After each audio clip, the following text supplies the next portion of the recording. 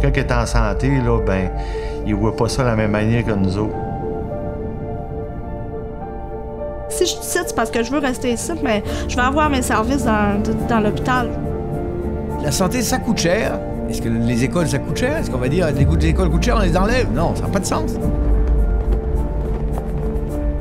Une ville en plein essor qui ne demande qu'à s'épanouir. Un hôpital au cœur de sa communauté qui ne demande qu'à se développer. Son personnel hautement qualifié qui offre des soins personnalisés et d'une grande humanité. Cependant, la menace des coupures plane constamment et ébranle la quiétude de toute une population. Une population qui veut simplement des soins de santé chez eux.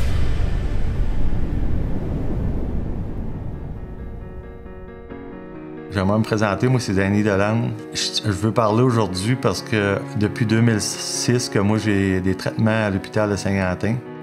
Ben moi je me présente, Victoire Chouinard, puis je suis la conjointe de Gilles Chouinard. Gilles il fait de la dialyse depuis février 2012. Moi, je m'appelle Hélène Savoie, j'ai 29 ans, puis j'ai un petit garçon de 20 mois qui s'appelle Félix.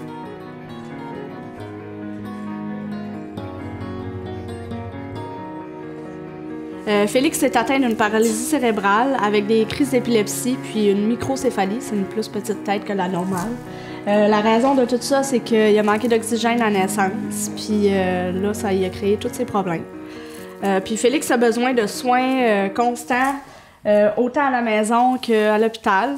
Il va utiliser les services de physiothérapie, ergothérapie et orthophonie. Puis aussi la nutritionniste, le laboratoire pour les prises de sang réguliers pour ses contrôles avec ses médicaments, la médecin de famille. Puis à la maison, je dois répéter ce que j'ai appris à l'hôpital avec la physio. Puis c'est une très grosse charge, c'est certain. Il est tout le temps de bonne humeur, cet enfant-là, fait que ça nous donne tout le temps la motivation de continuer. La seule chose, c'est que je trouve plate qu'on n'a pas tous les services qu'on a besoin. Surtout, Félix a besoin d'être stimulé extrêmement beaucoup, puis souvent. Puis pour les services de physio, d'orthophonie, d'ergo, tout ça, il n'y en a pas assez. Même la madame, à toutes les fois que j'appelle pour un rendez-vous, elle me dit « Ah, on est tout le temps...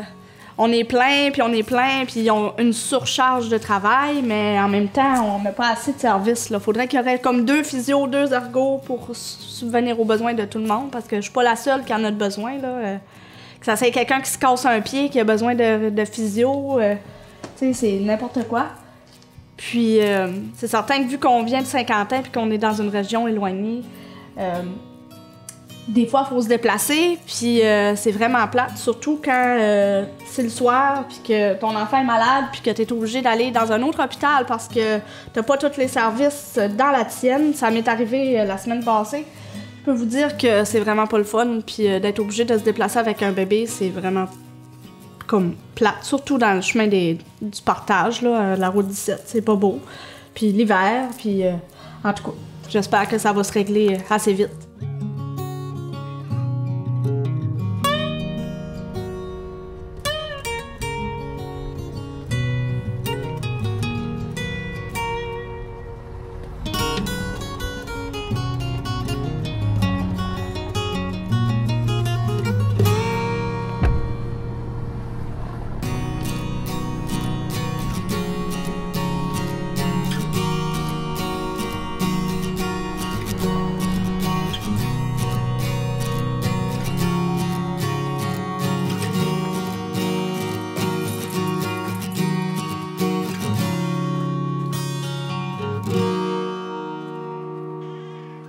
Moi, le traitement que j'ai, c'est du Rémécade, puis j'ai ça à IV à toutes les 8 semaines.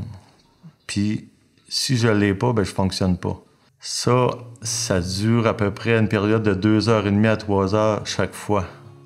Puis après qu'on a ça, ben on est épuisé, puis on a besoin du repos. Fait que si j'ai à conduire à 1h30 dans des chemins puis dans les routes qu'on a aujourd'hui, ben c'est pas plaisant, puis ça me oblige d'amener quelqu'un avec moi pour conduire. Parce que j'ai une maladie ankylosante avec ça, puis si je conduis trop longtemps, ben j'ai de la misère à marcher, puis j'ai de la misère à bouger. Ça fait que c'est là qu'il est important que j'ai besoin de ma dose aux dates prévues, parce que... Puis si je suis cédulé une journée qu'il y a une tempête ou qu'il faut que je me promène dans le chemin, puis c'est cancellé, ben c'est moi, puis j'ai de la préparation à prendre avec de la médication avant mon traitement. Ça fait que là, je prends ma médication, puis mon traitement est cancellé parce qu'il y a une tempête, parce que je peux pas me rendre à l'extérieur pour mon traitement d'une clinique ou quoi que ce soit, ben c'est moi qui paye encore pour. Qu'est-ce qui m'a mis la puce à l'oreille, c'est que la dernière fois que j'ai consulté ma rhumatologue puis ma gastroentologue, ils m'ont laissé sous-entendre que Saint-Quentin était une exception à la règle, qu'ils disaient que normalement, tous les patients qui prenaient ce traitement-là, il fallait qu'ils se rendent dans une clinique. Puis moi, j'ai dit, ben nous autres, on l'a pas, la clinique à Saint-Quentin. Ça fait pourquoi que j'irais dans une clinique à l'extérieur, tandis que je peux le recevoir à Saint-Quentin avec le personnel qui est compétent pour me le donner. Au début, quand j'ai commencé en 2006 à recevoir ça, là, il n'y avait pas de question que sont compétentes ou pas compétentes. Là. Ils ont eu une formation, puis depuis ce temps-là, je l'ai, puis ça va bien. Là. J'ai jamais eu de contraintes, puis des gros effets secondaires à cause du médicament. Là. Ça fait que c'est pour ça qu'on insiste, puis on veut rester dans notre hôpital puis être soigné ici. Je crois que Edmundston ne peut pas absorber toute la population de partout, puis on en paye le prix pareil là-bas aussi. Parce qu'on a des heures d'attente puis des listes d'attente à ne pas en finir. Puis on arrive là, puis tout ce qu'on voit, c'est du monde de la région. Saint-Quentin qui a joué que Saint-Jean-Baptiste, là, assis dans la salle d'attente. Là. Puis on a dit, c'est-tu normal, tu sais, que pourquoi ne serait pas un médecin comme avant qui se déplacerait à Saint-Quentin nous rencontrer? Mais c'est tous des services qui ont été coupés, comme les colonoscopies. Il faut que j'en passe une à tous les 1 an et demi, 2 ans. Puis là, il n'y en a pas. Il faut que je me déplace tout le temps à l'extérieur. Puis ça, c'est la même affaire. On a des préparations à une colonoscopie, puis c'est pas trop plaisant. Tu sais, t'es des fois 24 heures à jeun, puis faut que tu te promènes en voiture en plus, là. Puis ça demande encore une personne toujours pour t'accompagner. Tandis que ça sera à Saint-Quentin, bien, c'est bien facile. Ça m'a pris 1 an à avoir un scan dans la tête. Là, après ça, ça m'a repris 1 an pour en avoir un deuxième pour qu'ils peuvent comparer. Tu sais? Puis c'était marqué urgent, là. Je peux pas être engorgé dans le système parce que la liste d'attente est trop longue puis que moi, à un moment donné, je me réveille avec un cancer de colorectal ou... c'est pour ça que c'est important qu'on retrouve nos services qu'on a perdus. Pour du monde, c'est peut-être... Quelqu'un qui est en santé, là, ben, il voit pas ça de la même manière que nous autres. Que c'est un combat à tous les jours, être malade. Tu te lèves le matin et tu te dis, bon, aujourd'hui, il faut que je vois ce que je mange, il faut que je vois ce que je fais, puis parce que sans ça, on paye le prix. C'est ça que la maladie de l'intestin. On nous dit que notre hôpital est là pour rester. Mais ce qui se passe entre les 4 murs, c'est une autre histoire. La structure est encore debout, mais l'équipement est à l'âge de pierre et le personnel est à bout de souffle. On nous dit qu'on a 6 lits alors qu'on en a le double.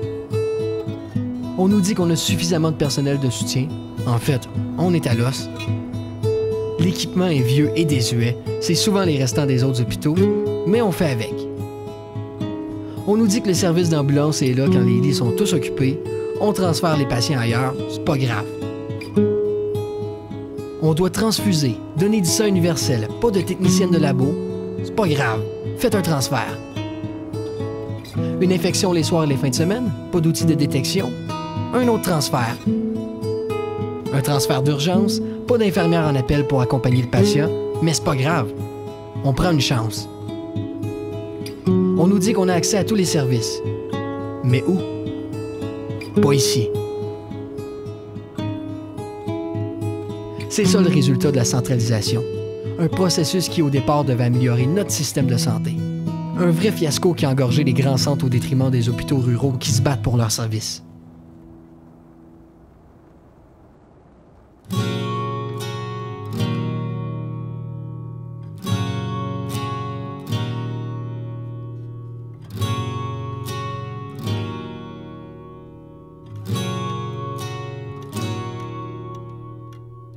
Je suis arrivé ici en 1970.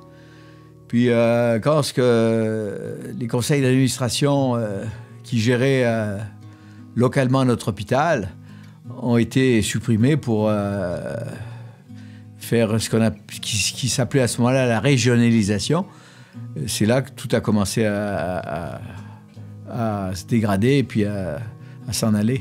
Et lorsque les conseils d'administration ont été coupés, on avait une gestion régionale au niveau de l'hôpital régional d'Edmundston. Ils appelaient ça la région 4.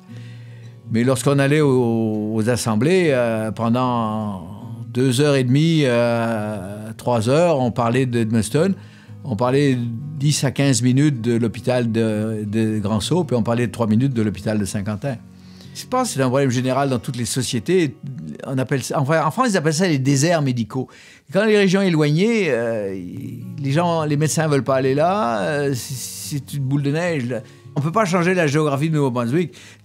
Les soins de santé de Nouveau-Brunswick vont toujours être plus chers que dans un grand centre parce que la population est tellement dispersée. Les gens sont obligés de se déplacer, d'aller en dehors pour avoir des services et des soins. Et ça coûte très, très cher. Puis c'est de la perte de temps, de la perte d'énergie humaine, puis de la perte financière aussi. Pensez-vous que c'est normal pour une petite madame là, qui est enceinte, qui demeure à Kedgewick, pour aller passer une échographie, il faut qu'elle se rende à Edmundston. Ça fait 250 km pour aller passer une échographie non urgente. Autrefois, on avait des services de radiologues qui venaient 2 fois par semaine, puis après, plus tard, ça a été coupé à 1 fois par semaine, et après, ça a disparu. Le radiologue venait à l'hôpital de Saint-Quentin. Il avait une machine à échographie. Il faisait des échographies 2 fois par semaine. Et le service, ça fonctionnait, mais pourquoi ça ne fonctionne plus? Les radiologues ne veulent plus venir pour la raison. Et pourtant, les radiologues sont bien payés à Edmundston. Pourquoi ils ne viendraient pas? Pourquoi on n'aurait pas des radiologues qui viendraient ici localement faire les examens? Les services de soins à domicile, les services de l'hôpital extramural, les services ambulanciers sont tous diversifiés et on n'a aucun pouvoir sur ces services-là.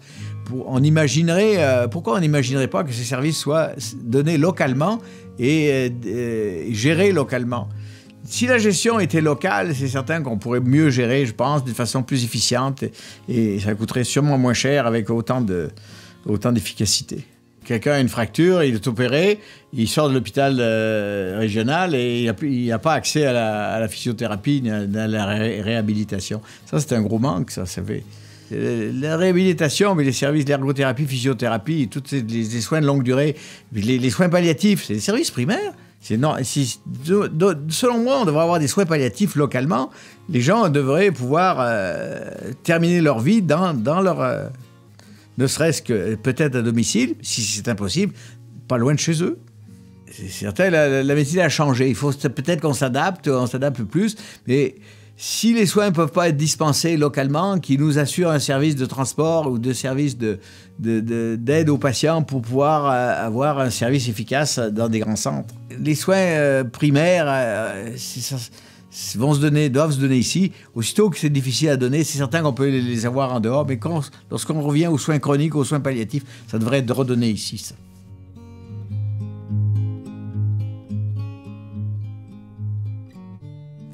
En juillet 2016, le 11 juillet, j'ai eu mes contractions pour aller accoucher à Edmundston. Puis je me suis rendue à l'hôpital, puis ils m'ont mis sur le moniteur, puis ils m'ont gardé là-bas. Puis mon travail avançait très lentement, mais il avançait quand même. Puis à 2h15 dans la nuit, Félix est venu au monde, le 12 juillet. Puis c'est là que toute notre vie chamboulée. Maintenant, c'est pour le mieux, mais dans ce temps-là, c'était la pire chose qui pouvait pas nous arriver. Il a manqué d'oxygène, il a été réanimé à la naissance. Son test d'Apgar était pas si beau. Puis ils l'ont mis en néonatologie pour l'observer parce qu'il y avait eu des complications. Puis 6 heures après la naissance, il a fait des convulsions.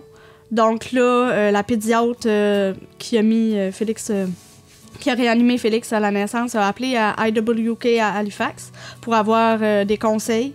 Puis finalement, ils ont pris la décision de l'envoyer en avion, en urgence, là-bas, pour se faire traiter parce qu'on n'avait pas tous les soins pour lui à Edmundston. Mais moi, dans ce temps-là, j'étais pas au courant de rien. Ils nous ont avisé que Félix devait s'en aller là-bas. Ça a été vraiment un choc, mais Maintenant, là, je me rappelle là, aujourd'hui que c'était vraiment quelque chose de terrible, mais là, aujourd'hui, je le raconte, puis c'est correct. Puis pendant 3 jours, il avait les yeux fermés, puis il bougeait pas du tout. Puis là, moi, je me demandais tout le temps, quand est-ce qu'il va bouger? Quand est-ce qu'il va ouvrir ses yeux? Tu sais, il va-tu finir par faire quelque chose? Puis finalement, 3 jours plus tard, le 15 juillet, il a décidé d'ouvrir ses yeux. Puis c'est cette journée-là qu'il a enlevé son respirateur. Puis c'est à partir de cette journée-là qu'il a décidé, moi, je vais vivre, puis je vais me battre, puis je vais aller loin. Côté financier, on se le cachera pas, c'est très, très, très, très, très difficile. Oui, on a du support, oui, on a des subventions des fois, mais c'est déjà tout parti. Puis même, il y a des fois, il y a des semaines qu'il nous reste juste 5$, là. Puis, tu sais, c'est ça. Puis le lendemain, ben il nous reste 5$, puis le lendemain, ben on a un chèque qui rentre, mais bon, on en redécolle, puis c'est ça. Mais on est tout le temps insécure, puis tu sais, si il arrive un imprévu, comme qui est arrivé la semaine passée, qu'on est obligé d'être hospitalisé, ben on fait quoi, là, s'il te reste 5$? C'est vraiment une grosse vie qu'on a depuis sa naissance. Puis Félix est suivi à Moncton, à Québec, à Edmundston. On est allé à Halifax une fois depuis sa naissance, puis on va peut-être y retourner dans le futur, on sait pas. Mais on est suivi aussi à Saint-Quentin, beaucoup. Puis on manque de services ici, donc c'est pour ça qu'on a besoin de vraiment beaucoup de services pour lui, parce que il a besoin, tout de suite, là, il est rendu à 20 mois, puis il a une paralysie cérébrale, il a des crises d'épilepsie, une microcéphalie, puis il a besoin de services de physiothérapie, ergothérapie, orthophonie, puis il est en manque de services, Félix, puis il a vraiment besoin d'aide, puis il faut que ça change, il faut que ça bouge à Saint-Quentin pour qu'on puisse avoir les services qu'on a droit d'avoir, qu'on avait déjà, qu'on a perdu, puis qu'on a besoin d'avoir de nouveau, là. La pédiatrie, un service de pédiatrie, il me semble que ça serait tellement simple. Puis je parle pas juste pour moi, mais pour tous les autres parents qui ont des enfants, ça peut être juste un problème de reflux, comme un problème comme Félix. On a besoin d'être supporté, puis d'avoir les services dans notre place, parce que la pédiatrie, c'est la base de la société, là. La santé, c'est la base de tout, puis les enfants sont importants, là. Les 2 premières années de la vie de l'enfant sont les plus importantes pour l'aider à se développer. Puis tout de suite, on lâche pas Félix, mais il n'a pas eu assez de soins, puis il y en a besoin de plus. Puis c'est pas même qu'il y ait 10 ans qu'il faut qu'il y ait les soins, c'est là, aujourd'hui, là. Vu qu'on est à Saint-Quentin, puis qu'on a l'hôpital, on devrait avoir les services qu'on a besoin, puis que je devrais pas avoir à payer pour me déplacer pour Félix. Puis si oui, ben on a l'assurance maladie, on devrait être remboursé pour les services qu'on n'a pas ici, qu'il faut se déplacer pour aller ailleurs, parce que je sais pas si vous savez, mais ça coûte cher en tabarouette, là. Surtout, tu sais, c'est certain, Félix, il y a quand même de l'aide du développement social, mais c'est pas une grosse aide, puis nous autres, même, si on a besoin d'un test à Saint-Quentin puis qu'on peut pas le faire, il faut se déplacer à Edmundston. Ça coûte des sous, là, puis tu sais, on n'a pas des millions, là. Là, moi, je suis quelqu'un qui vit local, qui achète local, qui veut rester à Saint-Quentin. Si je cite, c'est parce que je veux rester ici, mais je veux avoir mes services dans l'hôpital. Je veux pas avoir à payer pour aller ailleurs. Même à Saint-Quentin, il faut qu'on soit malade du lundi au vendredi de 8 à 5, parce que si on dépasse ça, ben là, on n'a peut-être pas les soins qu'on a besoin, puis là, ben, il faut se déplacer, puis tu sais, comme, c'est pas toujours plaisant, là.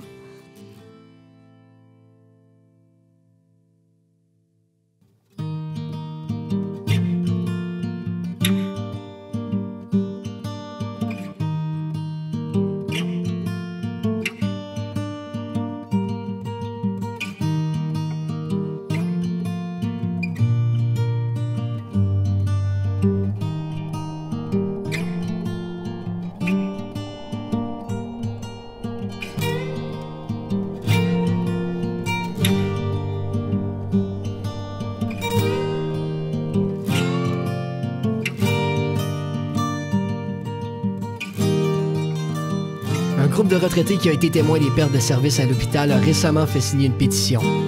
Pendant le processus, elles ont pu palper en première loge les inquiétudes et la détresse de la population, qui est carrément fatiguée de se battre. Les francophones du Restigouche-Ouest ont les mêmes droits et les mêmes besoins en matière de santé que le reste de la province. La pétition a récolté plus de 3400 signatures. Ça a commencé en février 2012 à courir à Edmundston pour des tests, puis il a commencé le 23 février sa première hémodialyse. Il avait installé un portacat temporaire parce que il ne savait pas s'il ferait de la dialyse péritonéale ou s'il continuerait sur l'hémodialyse. Mais il a fait... jusqu'en novembre, il a fait de l'hémodialyse, qui voyageait à Edmundston. Après novembre 2012, j'ai décidé de faire de la dialyse péritonéale. C'est ça, il en a fait jusqu'en janvier 2017. Il faisait ça à la maison. Il voyageait plus à Edmundston. Les autres, les poches de dialysa étaient livrées ici à la maison. Mais il fallait qu'il fasse ça 4 fois par jour. Matin, midi, soir et au coucher. Il disait qu'il était attaché après la patte du poêle, mais en tout cas. Il a été obligé de retourner à la dialyse péritonéale. Puis là, ben, ils l'ont admis à l'hôpital pour lui installer un portacat, une cathéter en permanence dans sa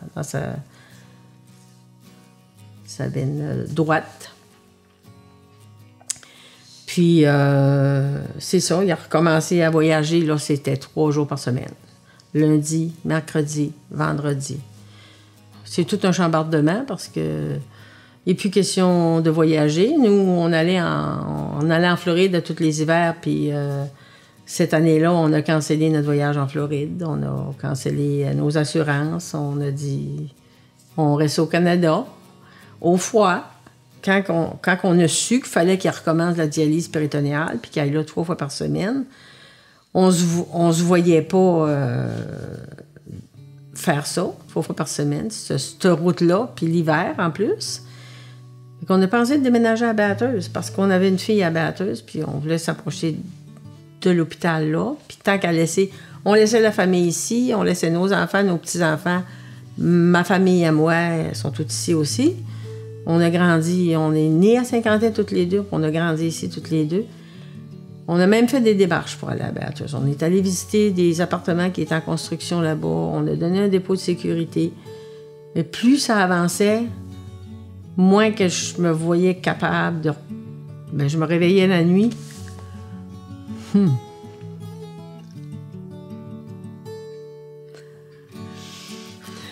me réveillais la nuit pour penser qu'il fallait que je parte, puis que je déménage, puis j'étais pas capable. C'est déjà dur de voyager quand t'es en forme, puis... voyager malade, c'est encore pire. Mais il y a le risque encore, parce que le matin, il dit qu'il se sent à l'aise puis il se sent capable d'aller tout seul. Mais après qu'il a fait sa dialyse, qu'il sort de là à 5 heures, des fois, il me dit qu'il s'endort, puis il est fatigué. Il arrive ici, et il dit qu'il avait hâte d'arriver. Là. Pour ce qui est des frais pour voyager à Edmundston, ben vous savez, comment est-ce que ça coûte du gaz, là, pour voyager, là? Ben, c'est 210 km par jour. Fait que ça fait une affaire de 630 km par semaine. Multiplie ça par 4. 2400 à 2500 km par mois. C'est des frais. Puis en plus, c'est de l'usure de la voiture. Puis c'est tout ça englobé. On sait ce que c'est que d'être dans le chemin. Si les routes étaient belles encore, puis en plus l'hiver, ben c'est pas évident. Quand il a manqué une couple de fois cet hiver à cause des tempêtes aussi. C'est sûr que la dialyse à domicile de nuit, ça le libérait de beaucoup, ça lui libérait ses journées. Il n'y aurait pas 3 jours par semaine hypothéqué à courir dans le chemin, puis à aller à Edmundston, puis à revenir. Puis il y a toujours les dangers d'être sur la route. Hein? On le sait que quand même que tu conduis prudemment, nous autres, ça fait 2 fois qu'on fait des accidents, là, parce que c'est un camion de bois qui s'est déchargé une année, puis qui est venu fesser dans l'auto. Puis l'autre fois, ben en venant de Moncton, que Gilles s'est endormi sur la route. Ça fait qu'il y a toujours des dangers à être dans le chemin. Puis d'avoir de la dialyse nocturne, il y aurait ses journées de libre, toujours. Ouais. Si c'est trop dispendieux d'avoir des machines ou des appareils de dialyse pour tous les patients de la région, pour les empêcher de déménager, d'être obligés de déménager. Et pourquoi qu'on n'aurait pas au moins un service de dialyse à l'hôpital avec une couple d'infirmières qui pourraient le faire, qui pourraient desservir les patients de la région. J'aimerais dire qu'on vit à 100 km des plus grands centres, en tout cas, des deux côtés. Puis que ça serait important qu'on puisse garder nos services, qu'on ait des services chez nous. Tout le monde paye les taxes, je pense, comme partout ailleurs. Ça fait que pourquoi qu'on pourrait pas avoir nos services chez nous, au lieu d'être obligé, c'est pas le gouvernement qui paye, qui défraye nos frais là, quand on est dans le chemin, là. C'est nous autres. Puis c'est pas Vitalité non plus, là. C'est nous autres qu'on défraye ça de notre poche. Fait que ça en prend pas mal.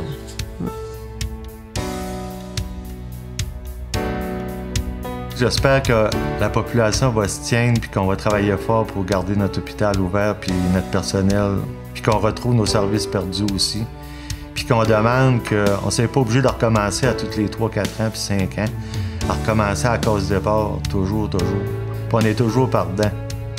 On retrouve, c'est peut-être bien une partie minime de nos traitements coupés, mais on est toujours par-dedans à la fin du compte. Fait que ce qui pourrait nous ordonner ce qui nous appartient, puis qui nous le laisse.